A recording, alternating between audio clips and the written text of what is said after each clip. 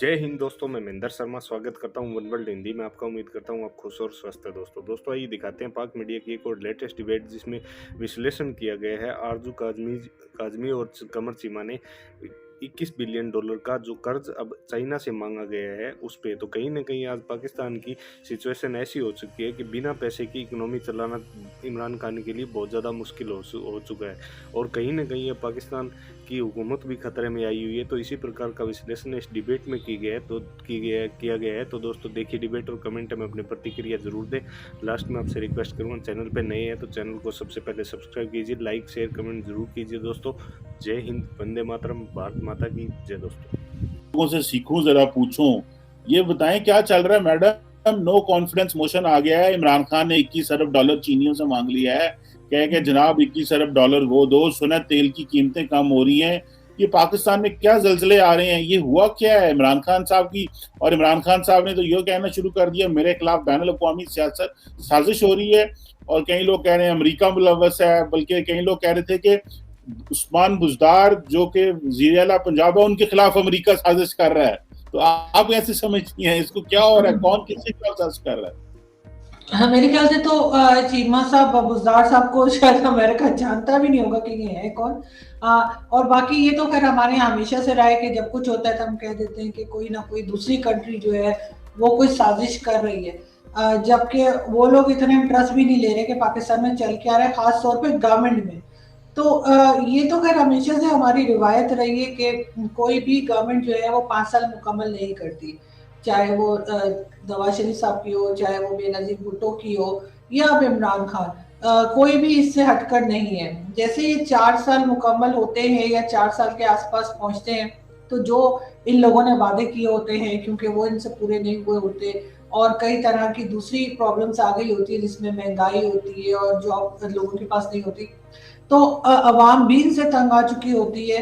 अगर आपको याद हो कि जब इमरान खान साहब आ रहे थे तो उस वक्त जो लोग थे वो कहते थे बस जी कोई भी आ जाए, बस नवाज शरीफ को हटा दें। तो बस फिर वो कोई भी जो थे वो आ गए। अब जब ये कोई भी आ गए तो उसके बाद जाहिर है कि जिस तरह का हमारी फॉरेन पॉलिसी रही, जिस तरह की इकोनॉमी रही, जिस तरह के जो एम्बैरेसमेंट यानी इंटरनेशनल एम्बैरेसमेंट इमरान खान ने करा के दी, वो शायद ही किसी दूसरी पॉलिटिकल पार्टी के साथ ऐसा हुआ हो कि ठीक है हम पहले भी कर्जों पे और इस तरह की चीज़ों के ऊपर रह रहे थे, लेकिन कम से कम हमारे लीडर्स जब कहीं जाते थे तो थोड़ी बहुत इज्जत होती थी, उनको रिसीव किया जाता था, प्रॉपर तरीके से बातचीत होती थी। और चाहे वो कोई भी कंट्री हो, अमेरिका हो, चाहे आप रशिया ले लें, चाइना ले लें, इंडिया ले लें, कहीं पे भी। नवाज शरीफ साहब, अगर मैं लेटेस्ट बात करूं तो नवाज शरीफ साहब के दौर में आप जानते हैं मोदी जी भी जो है वो आए पाकिस्तान और विजिट किया, कुछ टर्म्स भी बेहतर थे। और इसी तरीके से अमेरिका के साथ भी ये हालात नहीं थे। और बाकी चाइना का भी जो है वो एक प्रोजेक्ट चल ही रहा था, सी पैक। इमरान खान के आने के बाद वो सी पैक भी डब्बा पैक हो गया। उसके बाद जी बाकी जो चीजें हैं वो आपके सामने के किस तरह से चाइना अब हमारे साथ बिहेव करता है। जो लास्ट विजिट था प्राइम मिनिस्टर इमरान खान का वो किस तरह से हुआ, फिर रशिया ये गए और कभी सऊदी अरब से चावल मांगते हैं, कभी कहीं से आटा मांगते हैं, कभी कहीं से पैसे मांगते हैं। तो एक अजीब सा माहौल क्रिएट हो गया। पाकिस्तान मांगता पहले भी था, मैं दोबारा कह रही हूँ, ऐसा नहीं कि जो पिछली गवर्नमेंट थी वो कोई फंड नहीं मांगती थी या वो कोई लोन नहीं लेती थी, लेकिन इतना ज्यादा नहीं था, इतना ज्यादा ऑब्वियस नहीं था, इतना ज्यादा नजर नहीं आता था जितना इमरान खान पे नजर आया। तो ये सारे फेलियर तो थे ही। साथ ही हमारे यहाँ जैसे मैंने कहा कि कोई भी साल तो पूरे करता नहीं है, 5 तो अभी इस्टेब्लिशमेंट ने जो है वो ओके का साइन दे दिया होगा अपोजिशन को। तो उसके साथ ही आज एक बड़ी प्रेस कॉन्फ्रेंस भी की गई है जिसमें शहबाज शरीफ साहब भी थे, जरदारी साहब भी थे, मौलाना फजल रहमान भी थे। तो इन सब ने मिलके जो है वो जाहिर है वोट ऑफ नो कॉन्फिडेंस के लिए तहरीक जमा करवा दी है। 7 दिन के बाद उसका रिजल्ट आएगा। इनको 60 मेंबर्स चाहिए थे, लेकिन उस पे जो है वो 82 लोगों के सिग्नेचर्स, 86 सुना है सिग्नेचर्स हो गए हैं। तो काफी हद तक मामला जो है गड़बड़ है। साथ ही जहांगीर तरीन साहब और अलीम खान साहब के भी आपके सामने है कि किस तरह के हालात हैं। इमरान खान साहब घबराए घबराए से नजर आ रहे हैं। घबराए घबराए से नजर आ रहे हैं, लगता है वाकई वो घबरा रहे हैं। अच्छा ये बताइएगा, ये नौबत क्यों पेश आई ये सारा करने की?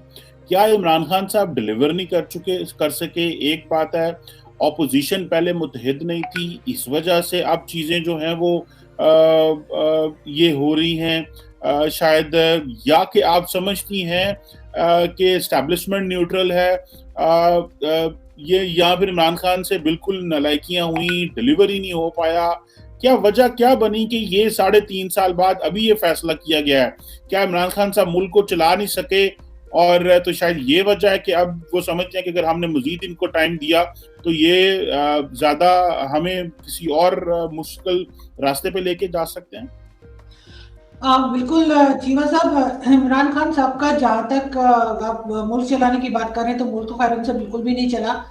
ना इकोनॉमी संभाली गई, ना एजुकेशन सिस्टम संभाला गया, और ना ही फॉरेन पॉलिसी भी एक बहुत बड़ा फेलियर है। क्या वो करें? आप क्या समझती हैं, ये जो इमरान खान साहब के 3.5 साल हैं, ये फेलियर थे? ये बहुत बुरा एक्सपीरियंस हुआ है पाकिस्तान का, थर्ड फोर्स को नहीं लाना चाहिए? या क्या आप समझती हैं कि थर्ड फोर्स को विद द बेटर आइडियाज आना चाहिए? आप how would you consider Imran Khan 3.5 years कि किस तरह ये नुकसान हुआ, या कि ये इसको बचाया जा सकता था? आप इसको कैसे रेट करती हैं? सबसे पहले तो चीमा साहब, मैं समझती हूँ कि इमरान खान को 5 साल मुकम्मल करने देना चाहिए, इसलिए कि वो अच्छा कर रहे हैं या बुरा कर रहे हैं, लेकिन उनको 5 साल पूरे करने देने चाहिए, ना सिर्फ इमरान खान को बल्कि हर गवर्नमेंट को। ये हमारे यहाँ बड़ा गलत होता है कि हम हर एक को कभी 3 साल में, कभी 4 साल में, कभी 3.5 साल में निकाल देते हैं। उससे ये होता है कि ये लोग एडवांटेज ले जाते हैं और कहते हैं नहीं हम तो पता नहीं क्या करने वाले थे, हमारी तो गवर्नमेंट गिरा दी गई। तो इमरान खान को पूरे 5 साल करने देना चाहिए और आखिरी तक देखें कि क्या करते हैं और क्या करने की इनमें सलाहियत है। लेकिन इनका जो 5 साल अभी तक का जो टाइम है, 3-3.5 साल, वो एक तरह का फेलियर है। जैसे मैंने कहा कि इकोनॉमी वाइज फेलियर है। इतना ज्यादा कभी हमने सुना नहीं कि कोई चावल मांगने सऊदी अरब चला गया हो या कोई आटा मांगने रशिया चला गया हो। तो इस तरह की बातें इन्होंने की, बहुत ज्यादा इन्होंने लोन्स उठाए, जो पिछली गवर्नमेंट ने उठाए थे उससे भी ज्यादा लोन्स जो है वो इमरान खान की गवर्नमेंट ने उठाए। साथ इन्होंने जैसे कहते हैं ना कि मुल्क के ऊपर कोई तवज्जो नहीं दी। इनको चाहिए था कि जो हो गया सो हो गया, एस्टैब्लिशमेंट ने हटा दिया पिछली गवर्नमेंट को, अब वो जाने और आगे जो भी कार्रवाई होती है, जो इदारे हैं वो जाने कि जी ये करप्शन केसेस चल रहे हैं या क्या। इनका काम ये था कि ये गवर्नमेंट में आए हैं तो ये गवर्नमेंट चलाएंगे, अपनी इकोनॉमी को स्टेबल करें, इकोनॉमी के लिए ये कोशिश करें कि पाकिस्तान में भी कोई इम्पोर्ट एक्सपोर्ट का बिजनेस हो, पाकिस्तान में भी कोई ऐसी प्रोडक्ट्स हो जिसे दूसरों को जरूरत हो, कोई कंपनीज यहाँ पे आए, इस तरह की चीजों के ऊपर इकोनॉमी पे ये काम करते। इन्होंने कुछ नहीं किया। ये सिर्फ और सिर्फ अभी तक, अगर आप आज की भी कोई बात देख ले इमरान खान की, आज का भी इवेंट अगर देख ले विमेन डे वाला, आपको लगेगा कंटेनर पे खड़े में और वही सारी बातें चल रही हैं। जब आप उसमें से ही नहीं निकलेंगे तो आप वो काम कैसे करेंगे जिसके लिए आप आए हैं, जिसका आपने दावा किया, क्योंकि आप तो पिछले वालों को ही कोसने में लगे हुए। तो इमरान खान को तो मैं समझती हूँ कि कोई जीरो से भी नीचे कोई नंबर हो तो वो मिलेगा गवर्नमेंट चलाने पे, और ये इनका बहुत बड़ा फेलियर है। और अनफॉर्चुनेटली इसमें हम सिर्फ इमरान खान का नाम ले रहे हैं, लेकिन इनकी सारी पार्टी ही ऐसी है, सारे मेंबर्स, सारे मिनिस्टर्स ही ऐसे हैं। जब इनके ये अक्सर आपने देखा होगा कि चेंज करते हैं अपने मिनिस्टर्स को कि जी परफॉर्मेंस नहीं कर रहे थे इसलिए हमने इनकी मिनिस्ट्री चेंज कर दी। तो भाई मिनिस्ट्री चेंज करने से क्या होगा? आप उनको कंप्लीटली निकालिए अपनी कैबिनेट से जो जो मतलब डिलीवर नहीं कर पा रहे। लेकिन इमरान खान साहब ने क्या किया, इधर से उठाया उधर बिठा दिया, ये मिनिस्ट्री ले ली, कोई और मिनिस्ट्री दे दी।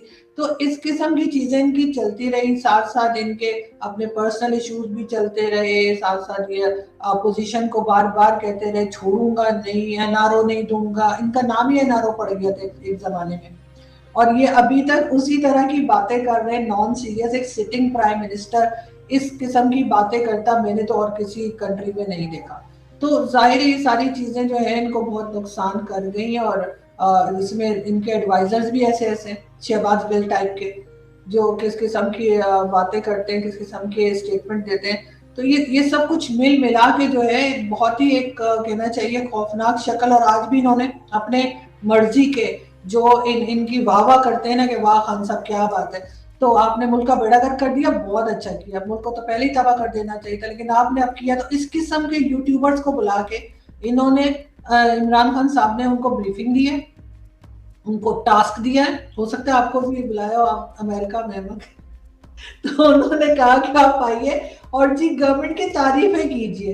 ये टास्क प्राइम मिनिस्टर बता रहे हैं यूट्यूबर्स को। मतलब क्या इनको इनका ख्याल है कि इनकी जो नालायकियां हैं वो इनके पेड किस्म के यूट्यूबर्स से वो सब कुछ सही हो जाएगा, लोग सुनेंगे और कहेंगे नहीं ये सही कह रहे हैं और हमें गलत नजर आ रहा है कि मुल्क कहाँ जा रहा है या मुल्क का क्या हाल कर दिया है।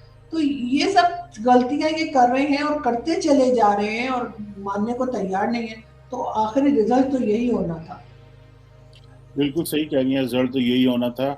अच्छा आरजू साहब, आखिरी सवाल बताइएगा, ये जो वुमेन मार्च चल रहा है पाकिस्तान में, खवातीन रोजाना तो सड़कों पे नहीं आती बेचारी, लेकिन ये जो आ रही हैं इस पे बड़ा प्रोटेस्ट हो रहा है।